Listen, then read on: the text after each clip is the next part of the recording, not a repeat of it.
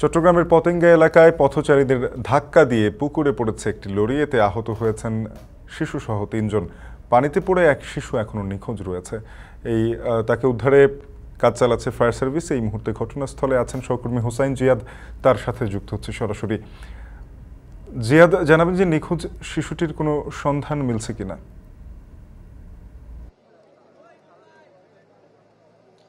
শাফিন, মূলত ঘটনার পর প্রায় ৩.৫ ঘন্টা পার হয়েছে। রাত 8:30টার দিকের ঘটনা এটি।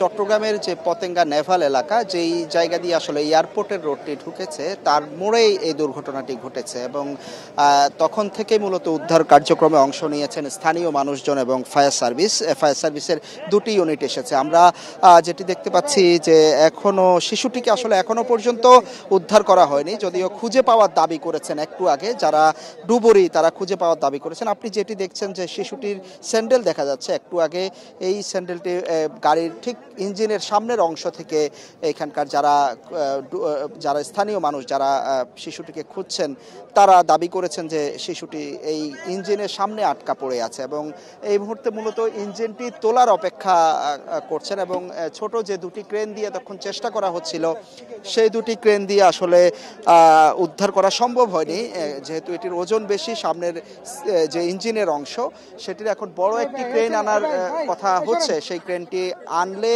টেনে আসলে তোলার পর যারা উদ্ধার কর্মী আছেন তারা বলছেন যে নিচে হয়তো শিশুটিকে তারা উদ্ধার করে নিয়ে আসতে পারবেন। তারা শিশুটি খোঁজ পাওয়ার এখনো পর্যন্ত দাবি করেছেন। একটু বলি যে 8:30টার দিকে এটি আসলে পতেঙ্গা এলাকার দিক থেকে মূলত নেভাল এলাকার দিকে আসছিল। এখান থেকে 8 কিলোমিটার এলাকার একটি রিক্সাকে সে ধাক্কা মারে। এর পরপরই স্থানীয় মানুষজন মূলত চিৎকার করে সেটিকে ধরার চেষ্টা করে লরিটিকে এবং সামনে একটি মোড় পার হওয়ার সময় মূলত রাস্তার পাশেই বাটারফ্লাই পার্কের একটি লেক বা পুকুর বলতে পারি আমরা এটিকে, পাশের পার্কের সেই পুকুরে এসে নিয়ন্ত্রণ হারিয়ে সেটি পড়ে এবং যারা আহত হয়েছেন এবং নিখোঁজ যে শিশুটি তারা একই পরিবারের এবং তারা এর পাশে যে ফুটপাত, সেই ফুটপাতটি ধরে তারা আসলে এগিয়ে আসছিলেন। একটু বলি শাফিন, এটি আসলে একটি পর্যটন এলাকা এবং আজকে যেহেতু ছুটির দিন ছিল ছুটির দিনে অসংখ্য পর্যটক থাকে এই পতেঙ্গা এবং নেভাল এলাকাকে ঘিরে। এরাও আজকে বিকেলবেলা মূলত এই নেভাল এবং পর্যটন এলাকায় ঘুরতে এসেছিল বলে আমরা পারিবারিক সূত্রে জানতে পেরেছি। যেই শিশুটি নিখোঁজ রয়েছে সেই শিশুটির বয়স 4 বছর। তার নাম নাজমুস সাকিব।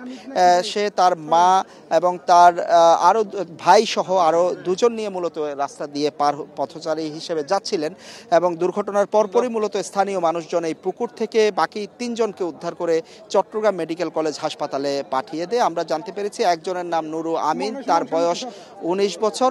একজন মহিলা আছেন যার নাম রিঙ্কি বেগম এবং আরেকজনের নাম ইমরান, তার বয়স 8 বছর। 8 বছরের যে শিশু সেটি নিখোঁজ শিশুটির ভাই এবং রিঙ্কি বেগম মা বলে আমরা নিশ্চিত হয়েছি। ছেলেটির বাবার নাম আলমগীর, তারা এখানে নাজির পাড়ায় থাকেন, তারা এখানকার স্থানীয় নন, তবে এখানে খুব কাছেই চট্টগ্রাম ইপিজেড এলাকা। আমরা জানতে পেরেছি যে তার মা এবং বাবা দুজনেই চট্টগ্রাম ইপিজেড এলাকায় শ্রমিক হিসাবে কাজ করেন। এখন মূলত 3 ঘন্টারও বেশি সময় পার হয়েছে, সবাই আসলে খুঁজছেন এই নিখোঁজ শিশুটিকে।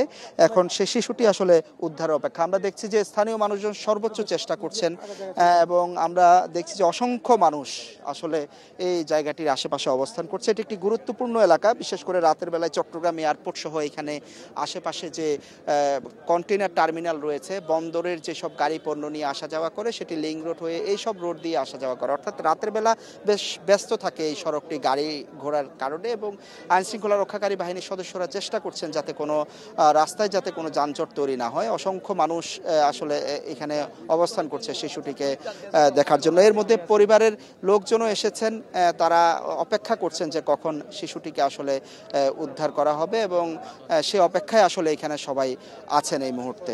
শাফিন,